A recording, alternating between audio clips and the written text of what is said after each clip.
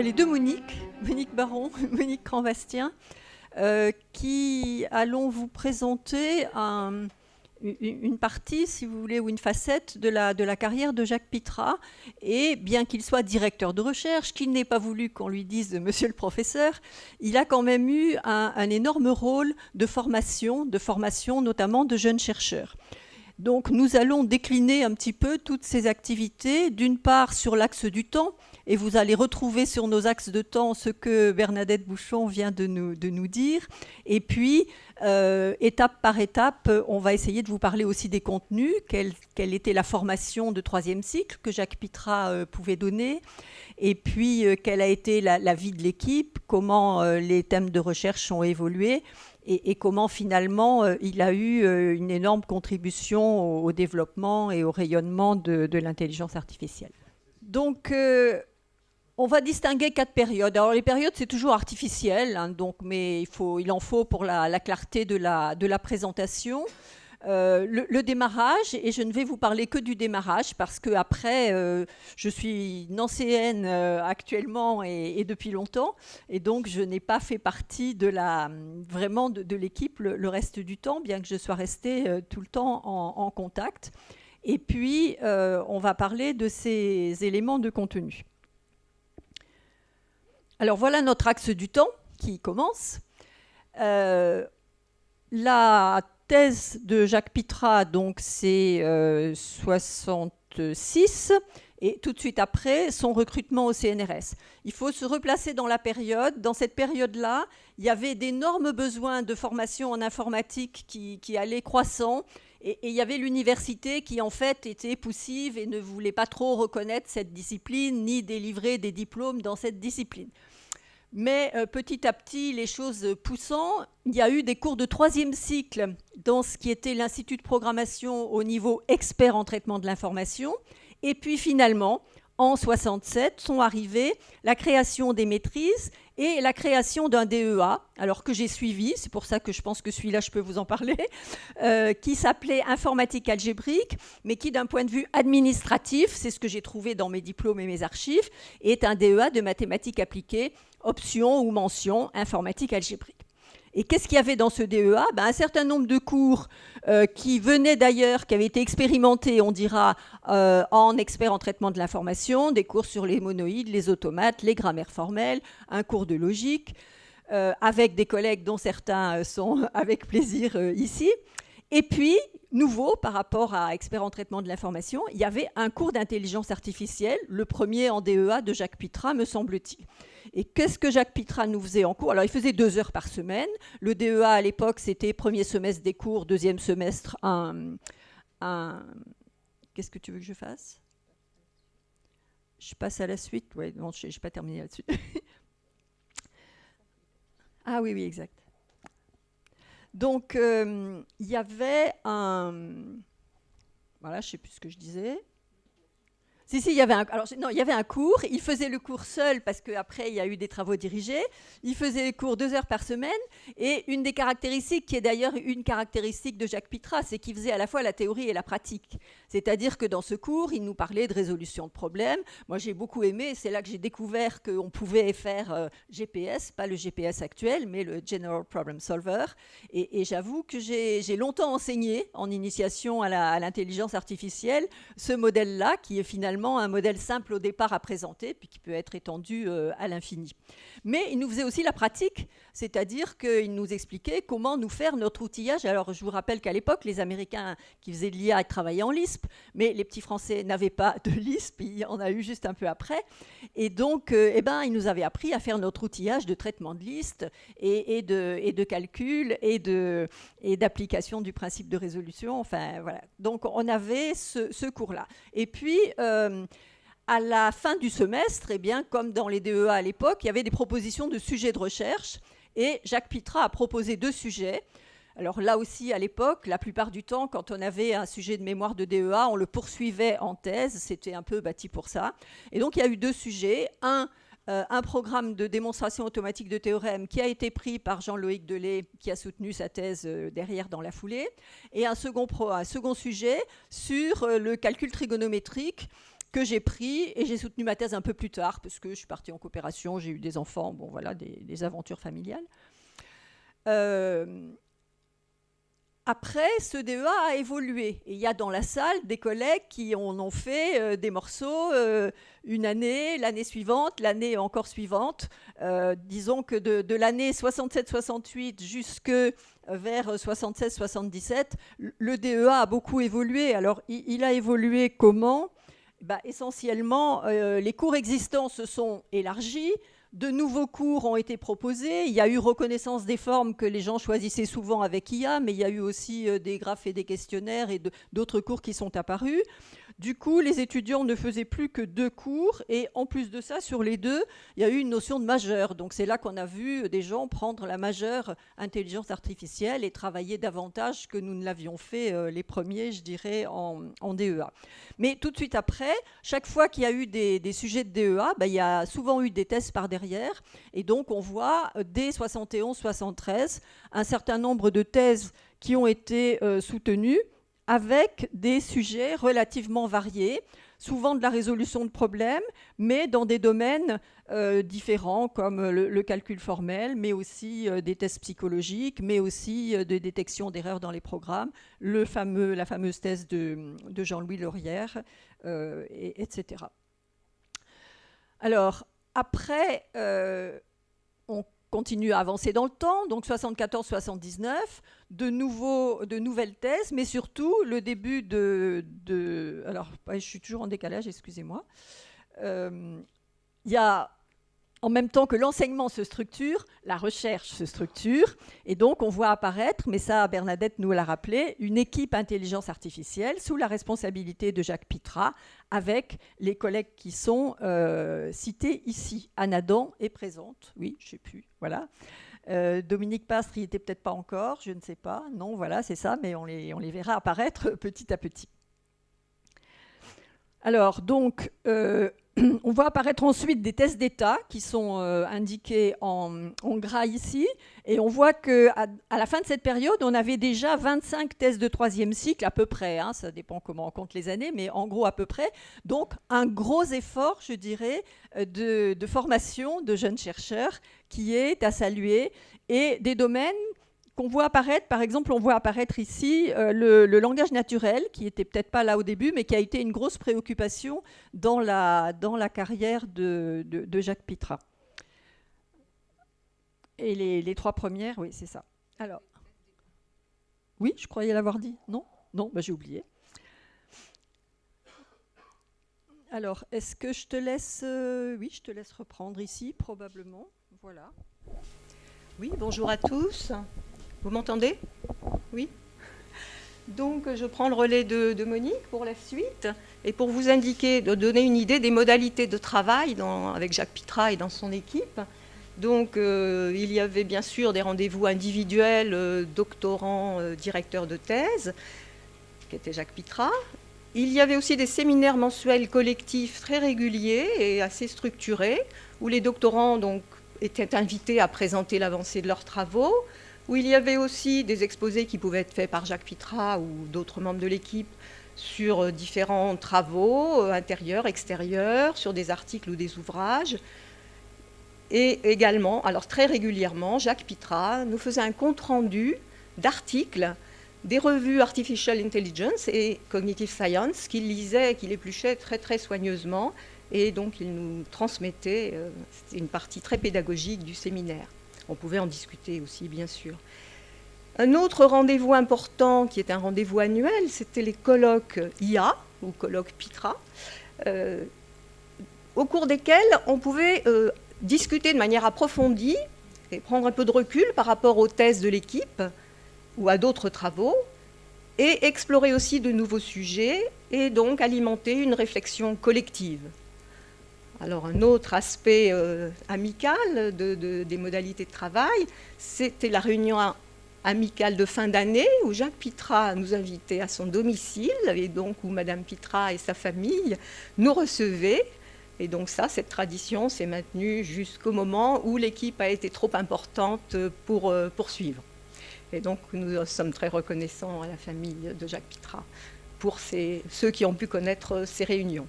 évidemment, bien sûr, à côté, il y avait tout le travail de publication interne, en congrès, en revue, etc.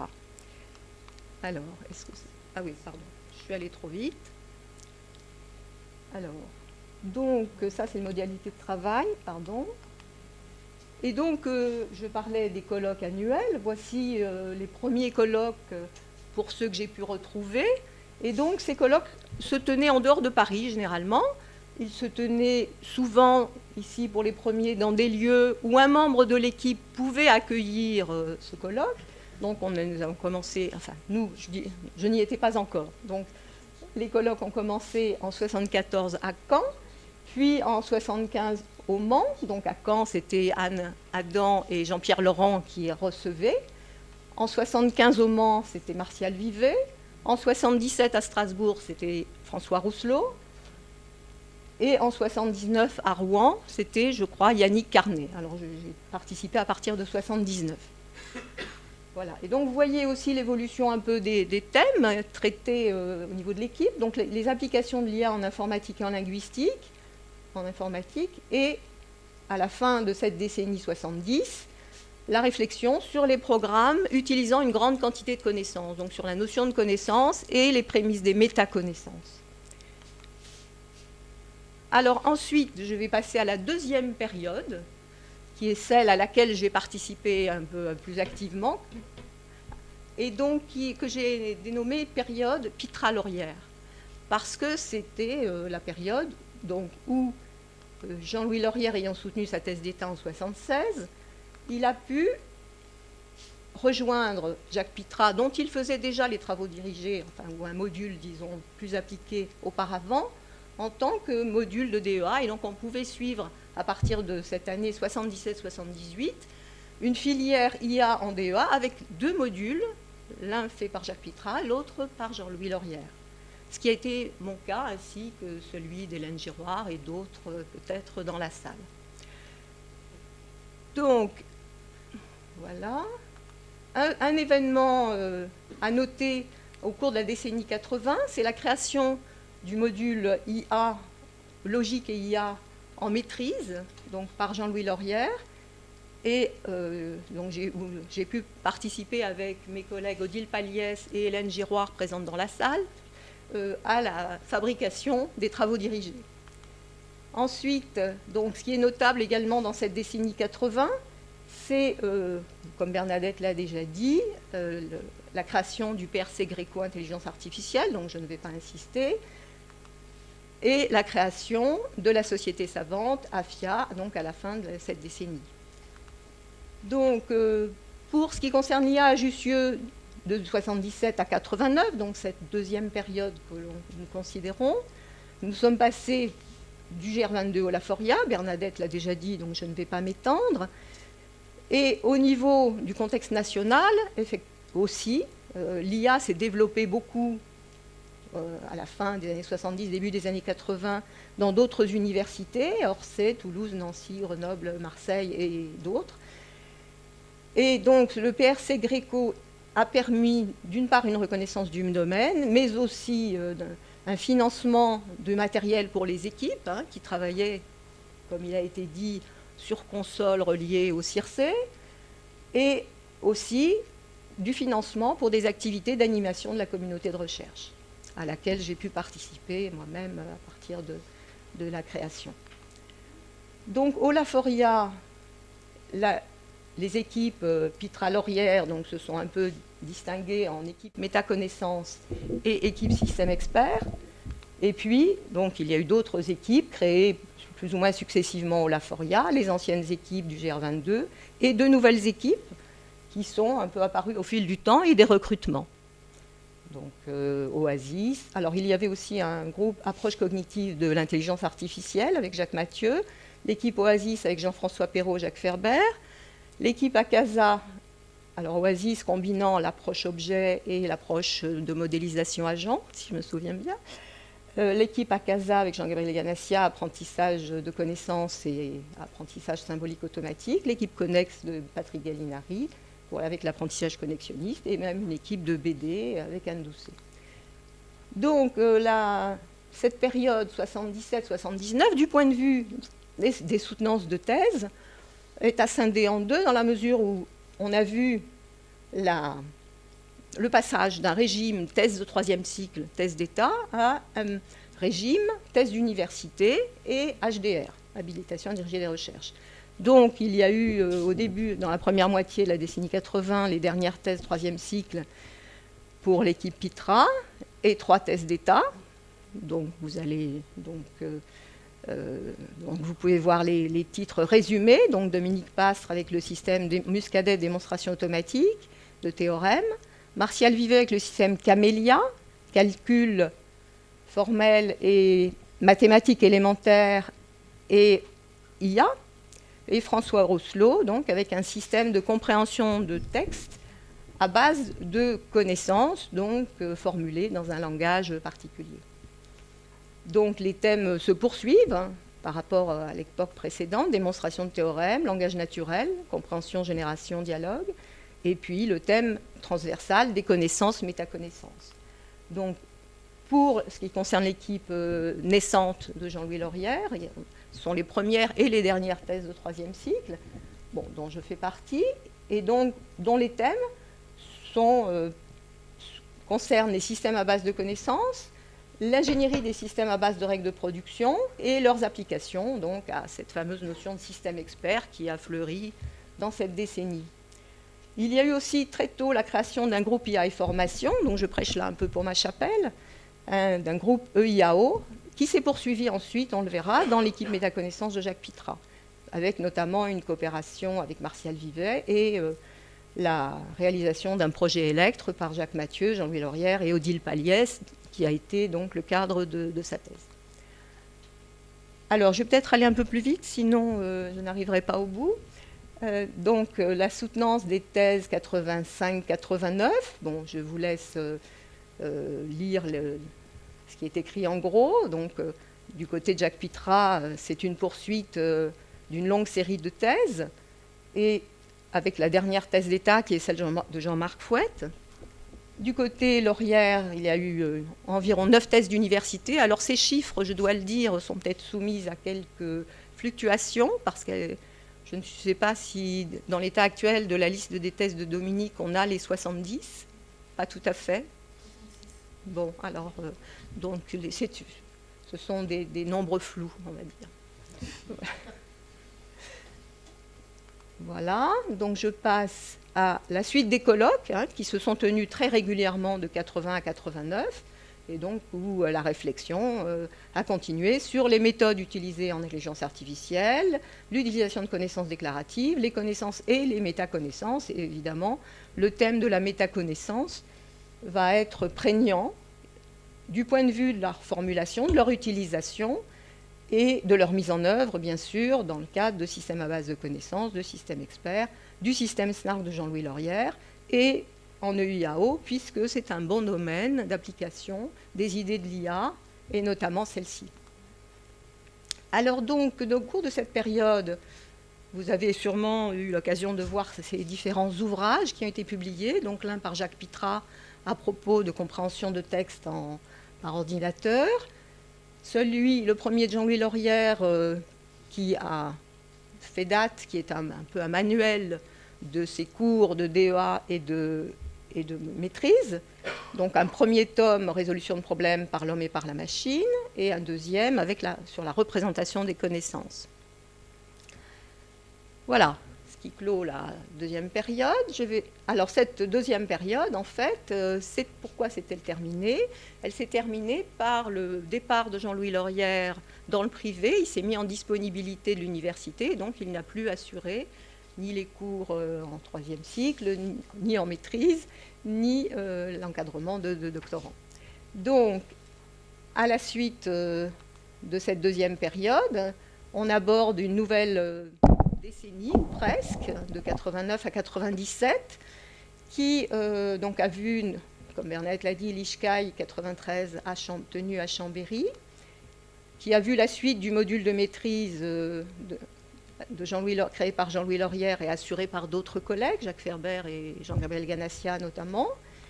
Et puis, donc, la suite aussi du DEA IARFA, où Jacques Pitra a continué à enseigner. Donc, et donc cette période se termine avec la création du LIP6 en 97. Alors, le début de cette période a été marqué par la publication donc, par Jacques Pitrat de cette somme, ce livre sur la métaconnaissance, là et les métaconnaissances en fait, en 90.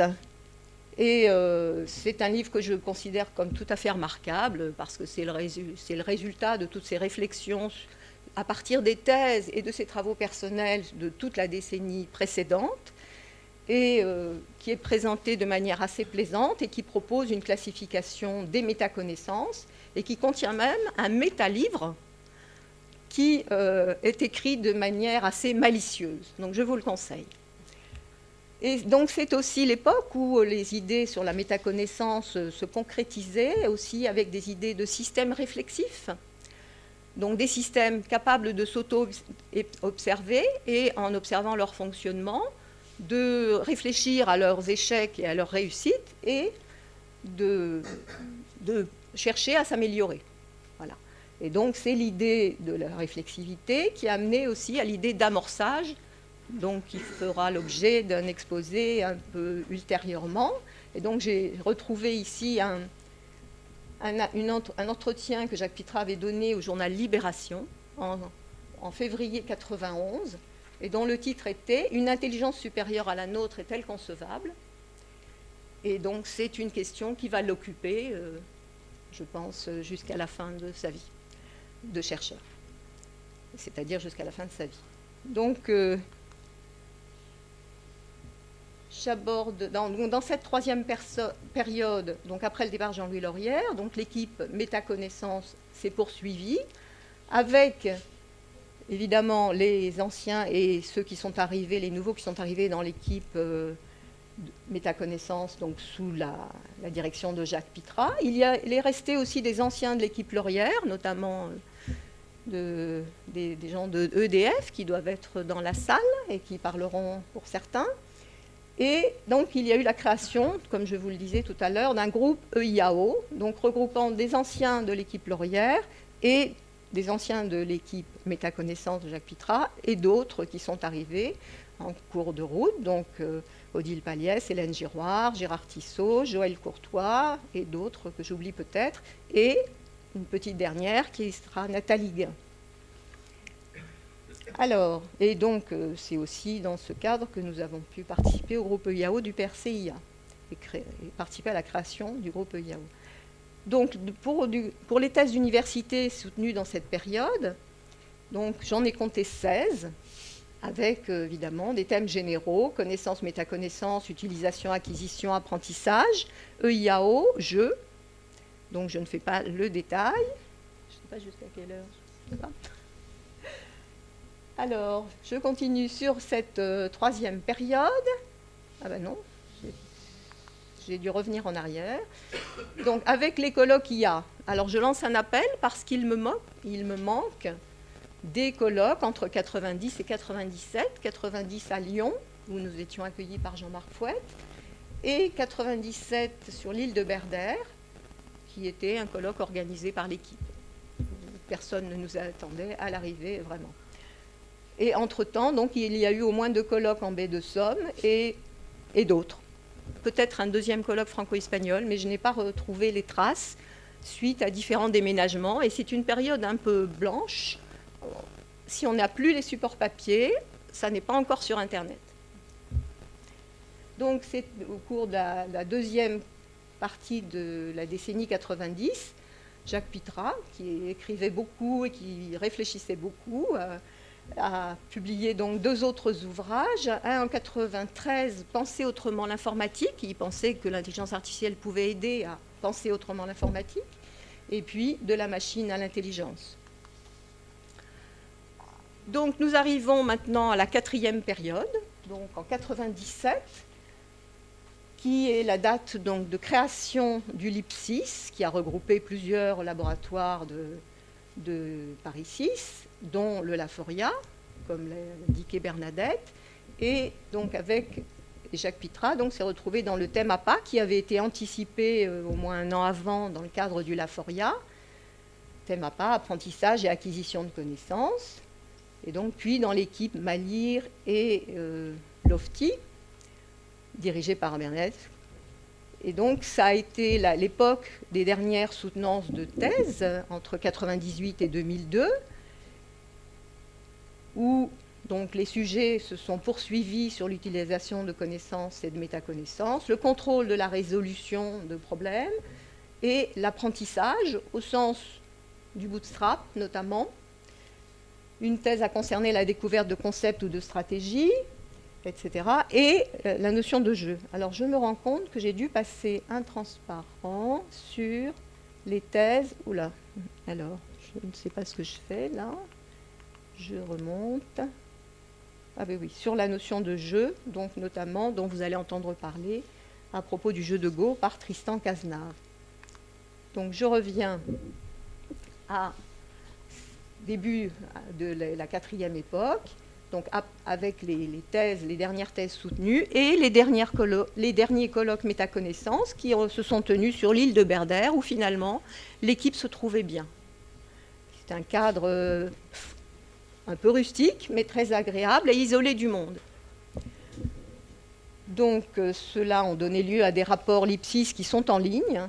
Les actes du colloque 2000 ont été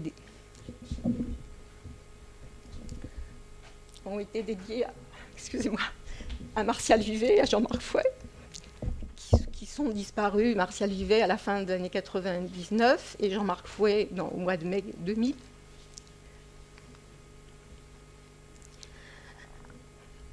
Donc la suite de cette période pour Jacques Pitras s'est déroulée au Lipsis, où il a fait son éméritat dans l'équipe LFI ou Lofty de Bernadette ou Malire. J'ai un peu eu du mal à retrouver la trace exacte, où il a poursuivi ses travaux, notamment sur Malice, en tant que résolveur de problèmes, inspiré du système Alice de Jean-Louis Laurière, et sur ses travaux sur Kaya, son chercheur artificiel en intelligence artificielle, où il appliquait des principes d'amorçage, c'est-à-dire de bootstrap. Il a poursuivi, il a été chercheur infatigable jusqu'à la fin, et il a poursuivi donc des articles, la publication d'articles, et il a ouvert un blog également, qui lui permettait de communiquer à travers le monde. Il a aussi notamment contribué au numéro spécial d'hommage à Martial Vivet, publié par la revue STE en 2000. Et il a dirigé un numéro spécial d'hommage à Herbert Simon en 2001 pour la revue RIA. Il a assuré des conférences diverses, et j'ai noté en particulier celles qu'il venait régulièrement donner en M2, et même en M2 professionnel, sur la métaconnaissance. J'ai noté un titre de conférence en 2009, qui ressemble peut-être à ce nom, qui n'est pas tout à fait celui de Bernadette, qui est « Pourquoi un système intelligent doit-il travailler au niveau méta et comment peut-il le faire ?» Donc c'était son grand sujet. Il a également organisé la journée en l'honneur de Jean-Louis Laurière en mars 2006. Voilà, et puis donc sur la fin de cette période, il s'est déclaré, après avoir renoncé à renouveler son éméritat au CNRS, il s'est déclaré chercheur à plein temps en IA sans affiliation. Donc c'est la carte de visite qu'il avait donnée pour le colloquium d'informatique en novembre 2018. Et je l'ai entendu ultérieurement à une intervention à l'école doctorale Edith, qui fêtait ses 20 ans, je crois, où il nous a fait part de ses considérations sur la recherche et la manière de gérer les recherches. Voilà. Donc, pour conclure, on a essayé de retracer, donc, comme Unique Grand-Bastien l'a dit au début, un certain nombre, quelques aspects de sa longue carrière. Donc, si on compte bien sa carrière de chercheur en IA, en comptant ses années de préparation de thèse d'État, s'étale sur environ 60 ans. Et sa carrière donc, de directeur de recherche et de directeur d'équipe, évidemment, sur un peu moins longtemps, de l'ordre de 35 ans quand même.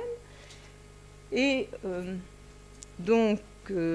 c'est une carrière très bien remplie, donc sans compter bien sûr les production scientifique propre, dont nous n'avons pas parlé vraiment, et qui seront évoquées à l'occasion des exposés suivants. Donc, on a essayé de montrer qu'il avait formé à l'IA et accompagné en recherche depuis 2007 et jusqu'à la première décennie 2000, plusieurs générations d'étudiants et de chercheurs, hein, les étudiants n'ayant pas tous continué en thèse. Et tous sont unanimes à reconnaître ces très grandes qualités scientifiques et humaines que nous sommes un certain nombre à avoir pu apprécier.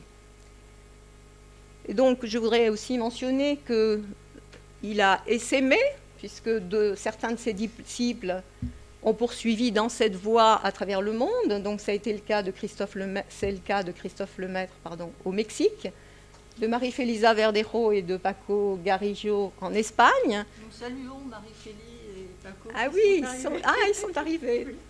Voilà, très bien. Merci d'être là. Et d'autres, certainement, dont nous n'avons plus de nouvelles, mais qui probablement ont poursuivi la formation et la recherche en intelligence artificielle. Et beaucoup en France aussi. Donc j'en ai énuméré quelques-uns et je me suis limitée aux disciples de la première génération. Donc Anne Adam, bien sûr, à Caen, Jean-Pierre Laurent à Caen, puis à Chambéry, Martial Vivet au Mans, qui a contribué au développement non seulement de l'intelligence au Mans, mais au développement de l'informatique à l'Université du Mans et qui a créé une équipe très dynamique au LIUM. Dominique Pastre à l'Université Paris-Descartes, avant à Paris 7 peut-être. Marie-Odile Cordier à Orsay, puis à Rennes. Je ne sais pas si Marie-Odile est arrivée. Oui. Jean-Marc Fouette à l'ENS Cachan, puis à Lyon, où Nathalie Guin l'a rejoint quelques années plus tard. Monique Grand-Bastien à Nancy. Bruno Bouzy, Yannick Parchemal à Paris-Descartes. Suzanne Pinson, Tristan Cazenave à Paris-Dauphine. Voilà. Et les générations suivantes, dont la liste serait, je pense, assez longue. Et donc, je vais, pour terminer, sur une image. Donc, c'est une photo qui m'a été transmise par Hélène Giroir. C'est le dernier colloque Berder, le dernier colloque d'IA à Berder, où on voit Jacques Pitrat rayonnant au milieu d'une équipe. Une équipe au sens large, hein, parce que pouvaient venir à ces activités, autant en séminaire qu'au colloque annuel, eh bien, ceux qui avaient un titre ou un autre étaient doctorants avec lui ou avaient participé à l'équipe. Et donc, entre autres, des doctorants, enfin ceux qui avaient fait leur thèse avec Jean-Louis Laurière.